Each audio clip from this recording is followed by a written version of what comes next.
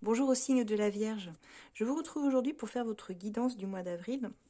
On va aller voir vos énergies générales, comment elles vont vous traverser, vous impacter sur ce mois d'avril.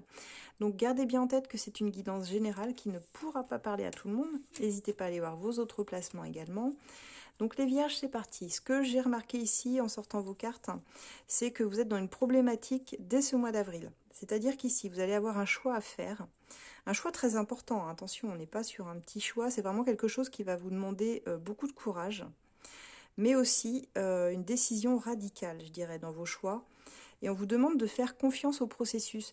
Alors, j'ai l'impression que ça va se faire un petit peu dans une phase introspective, parce qu'on voit la solitude qui ressort ici. Donc l'idée de clarifier un petit peu vos idées, pardon, avec la clarté d'idées ici.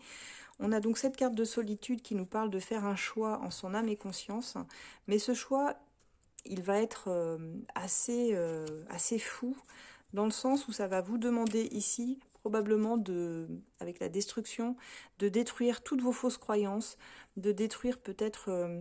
c'est pas tant une situation, moi je ressens vraiment que c'est plus dans vos énergies, une façon de penser, vous voyez, parce qu'on avait quand même la clarté d'idées juste à côté. On vous parle de la joie et de la lumière, donc je pense que c'est réellement quelque chose qui ne se fait pas dans la souffrance, mais qui se fait plutôt dans l'idée de vouloir se reconnecter à la joie. L'idée même de la joie, vous savez, comme un enfant, comme les animaux en fait, qui vivent dans l'instant présent sans se préoccuper du lendemain.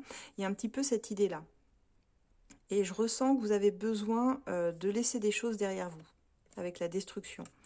Et réellement détruire une partie de vos croyances, hein. Peut-être des croyances limitantes, vous savez, toutes celles qu'on nous inculque lorsque l'on est enfant, que je sais pas moi, tu seras jamais capable de faire ceci ou de faire cela, ou tiens, t'es comme ton père, ou tu vois, c'est des choses comme ça en fait, Vierge, qu'on te dit.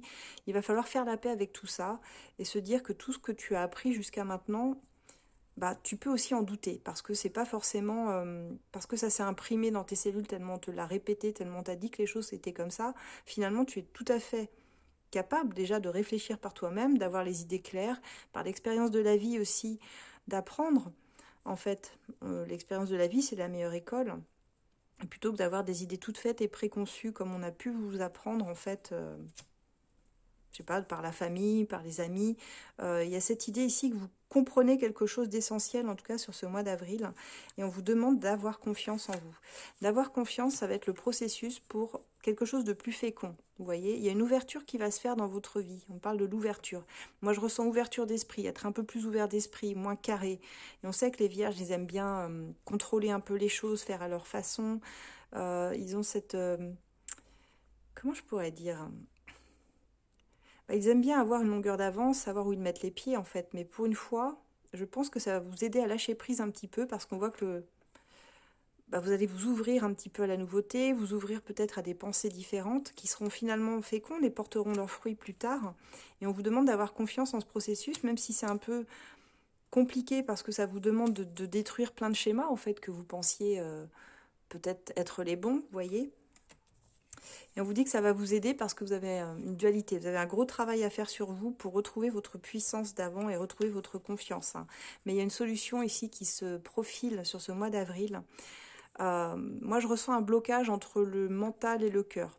Quand je dis ça, c'est simplement savoir ce que vous voulez vraiment. Parce que peut-être que parfois votre cœur désire quelque chose, telle ou telle chose, je sais pas, hein, ça peut être un projet professionnel, ça peut être une relation, ça peut être voilà, plein de choses dans votre vie personnelle, mais si vous écoutez votre mental, votre raison, elle peut faire taire vos choix du cœur, vous voyez. Et inversement, mais j'ai envie de dire, vous êtes plus dans l'intuition quand vous êtes dans les choix du cœur que réellement quand vous êtes dans le mental finalement. Donc il y a un travail sur vous déjà pour déterminer ce que vous voulez dans votre vie, ce que vous ne voulez plus également, et puis ensuite passer à l'action. Et je vois que la solution, elle va apparaître de cette façon-là, en fait, les vierges. Et c'est comme ça que vous allez vous reconnecter à votre pleine puissance intérieure. Donc on a un moi qui vient éclairer ici votre chemin. Donc on est sur un message très spirituel, contrairement aux autres signes où c'était un peu plus... comment expliquer, tranché. Vous, ça semble vraiment très spirituel. On va aller voir du côté de vos amours, les vierges, maintenant, ce qu'il en est. Alors, les vierges, pour votre tirage sentimental, j'ai eu des messages assez particuliers, je dois dire. Je me suis posé la question un petit peu de quelle pouvait être votre situation. Et c'est quand quand j'ai vu les messages de l'autre personne, où j'ai compris en fait. Je pense ici que vous avez quelqu'un dans votre cœur ou dans vos pensées, mais qu'il y a quelqu'un entre vous pour le moment. J'ai eu ça pour un autre signe ici, je crois que c'est le Capricorne, et on voit que ça va être un peu compliqué en fait. C'est comme si la relation, vous savez qu'elle ne peut pas être réellement constructive pour le moment avec la personne que vous aimez, et pourtant, il y a un rapprochement qui va se faire. Et on vous dit que vous pouvez oser vous lancer sur ce mois d'avril, et je pense que c'est ce que vous allez faire ici, parce que j'ai l'impression que vous nourrissez vraiment une grande complicité avec cette personne, et vous allez avoir envie de faire des activités ensemble. Vous souhaiteriez, je vois bien ici, vous engager avec cette personne, mais moi sur ce mois d'avril, je ne pense pas que ça pourra se faire, parce que ici on voit que la relation elle ne sera pas constructive à cause justement d'une troisième personne entre vous. Donc, je vois un mois d'avril en demi-teinte en fait sur votre relation ici, pour ceux qui sont en relation. Je parle pas forcément de couple parce que je ressens pas un couple ici. Je ressens vraiment, on est chacun de son côté, mais qu'il y en a une des deux qui est déjà engagée ailleurs en fait. Parce que ce que je vois ici, c'est que vous allez vous retrouver, vous allez vous rapprocher, vous lancer, comme je disais, faire des sorties, nourrir cette complicité, nourrir même une amitié. Pour certains, ça peut concerner quelqu'un que vous considériez comme votre ami, euh, avec qui il y avait une distance. Et on voit que vous êtes beaucoup dans la séduction, vous allez essayer de lui plaire, vous allez essayer de vous rapprocher réellement de cette personne. Mais j'ai l'impression que ça ne suffira pas, parce qu'on voit les illusions, on voit la déception au bout du compte, en tout cas sur ce mois d'avril, et on voit la rupture. Donc je pense que ça finira pas forcément comme vous le souhaitiez, malgré le fait que vous mettiez le paquet. Je peux dire les choses comme ça. Je sens que cette personne, elle ne peut pas vous donner ce que vous souhaitez pour le moment. Et pourtant, il y a quelque chose entre vous. On ressent bien ça, mais elle n'est pas prête pour moi. Je dis ça parce que j'ai regardé pour elle les messages qui sont sortis. Elle vous dit: je déteste t'avoir blessé, tu ne méritais pas ça. S'il te plaît, ne te blâme pas, c'était de ma faute. Donc on pense que cette personne pense ici que c'est de sa faute si elle vous a blessé. Et elle vous dit qu'elle souffre d'une blessure d'abandon et que son enfance a été difficile. Donc c'est quelqu'un qui a besoin ici de travailler sur cette blessure-là, qui fait que vous savez, les personnes qui souffrent de cette blessure d'abandon ont en fait une tendance ici à rejeter l'autre quand elles ressentent quelque chose d'assez fort.